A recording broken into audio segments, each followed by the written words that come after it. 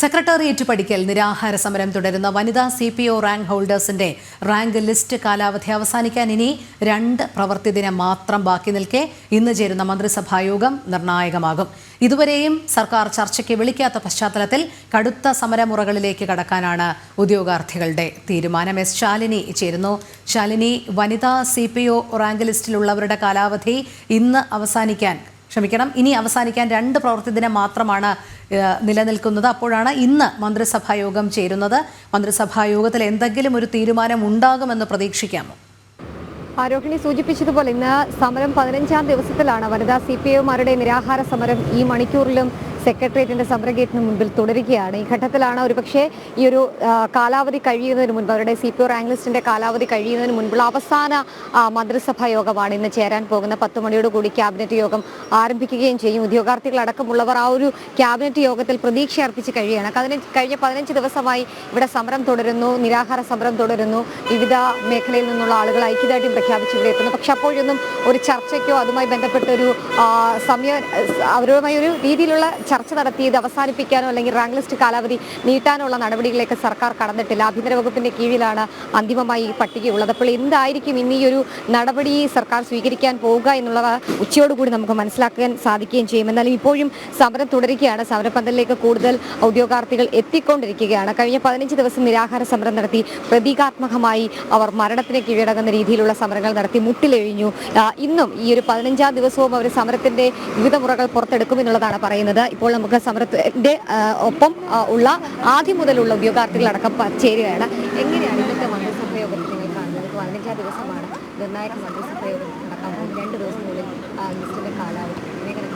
ഇത് കേവലം ഒരു മന്ത്രിസഭാ യോഗം മാത്രമല്ല, ഞങ്ങളുടെ ജീവിതത്തിൻ്റെ തന്നെ ഏറ്റവും വലിയ തീരുമാനം എടുക്കുന്ന ഒരു ദിവസമാണ്. വളരെയേറെ പ്രാർത്ഥനയോടെ ഞങ്ങൾ കാത്തിരിക്കുന്ന ഒരു ദിവസമാണ്. തീർച്ചയായും ഗവൺമെൻറ് ഞങ്ങൾക്ക് അനുകൂലമായ ഒരു മറുപടി തരുമെന്നാണ് ഞങ്ങൾ പ്രതീക്ഷിക്കുന്നത്. പ്രതികൂലമായാൽ എന്നൊരു ചിന്ത ഞങ്ങൾക്കില്ല. എന്ത് ചെയ്യണം ആ ഒരു ഓപ്ഷൻ ഞങ്ങളുടെ മുന്നിലില്ല. ഞങ്ങൾ ഗവൺമെൻറ് ഇപ്പോഴും വിശ്വസിക്കുന്നുണ്ട്.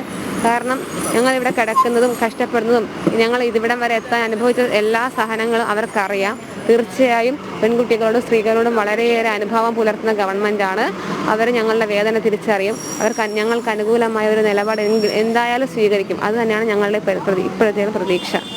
15ാം ദിവസമാണ് ഇന്ന്. എന്താണ് നിങ്ങളുടെ കഴിഞ്ഞ ദിവസങ്ങളിലൊക്കെ വിവിധ തരത്തിലുള്ള സമരമുറകൾ നിങ്ങൾ കാണിച്ചു, ഒരു രീതിയിലുള്ള ചർച്ചയ്ക്ക് തയ്യാറായില്ല. അപ്പോൾ പ്രതീക്ഷ ഈ മണിക്കൂറിൽ കൈവിടുന്നില്ലല്ലേ?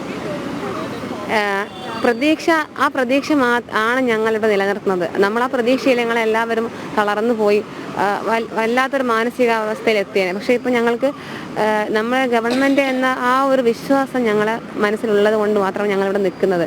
15ാം ദിവസമായി ഞങ്ങൾക്ക് 19 വരെ സമയമുണ്ടല്ലോ.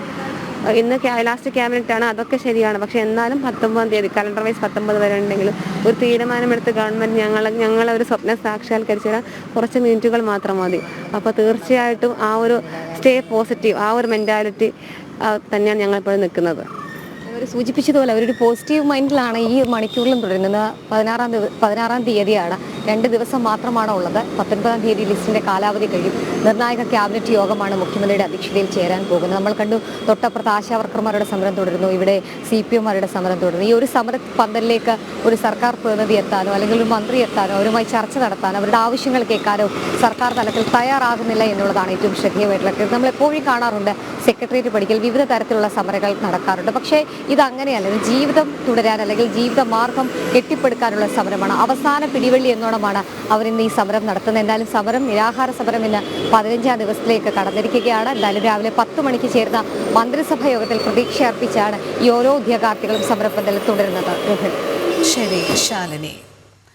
സെക്രട്ടേറിയറ്റ് പടിക്കൽ നിരാഹാര സമരം തുടരുന്ന വനിതാ CPO റാങ്ക് ഹോൾഡേഴ്സിന്റെ റാങ്ക് ലിസ്റ്റ് കാലാവധി അവസാനിക്കാൻ ഇനി 2 പ്രവൃത്തി ദിനം മാത്രമാണ് നിലനിൽക്കുന്നത്. ഇന്ന് ചേരുന്ന മന്ത്രിസഭാ യോഗം അതുകൊണ്ട് തന്നെ ഏറെ നിർണായകമാകുകയാണ്. പല രീതിയിലുള്ള സമരമാർഗങ്ങളും അവർ പ്രയോഗിച്ചു കഴിഞ്ഞു. മുട്ടിലിഴഞ്ഞും ഉപ്പുകല്ലിൽ നിന്നും അവരുടെ ജീവരക്തം കൊണ്ട് പ്ലക്കാർഡ് എഴുതിയും ഒക്കെ അവർ അവരുടെ പ്രതിഷേധം സൂചിപ്പിച്ചതാണ്. പക്ഷേ എന്തായിരിക്കും ഇന്നത്തെ മന്ത്രിസഭാ യോഗം എടുക്കുന്ന തീരുമാനം എന്നുള്ളത് അതിനുശേഷം മാത്രമേ അറിയാൻ കഴിയുകയുള്ളൂ. എന്തായാലും അവരൊരു പ്രതീക്ഷ വച്ചു പുലർത്തുന്നുണ്ട്. തങ്ങളുടെ ജീവിതമാണ് ഇന്നത്തെ മന്ത്രിസഭാ യോഗത്തിൽ തീരുമാനിക്കുന്നത് എന്നാണ് ഉദ്യോഗാർത്ഥികൾ പറയുന്നത്. എസ് ശാലിനിയാണ് വിവരങ്ങൾ നൽകിയത്.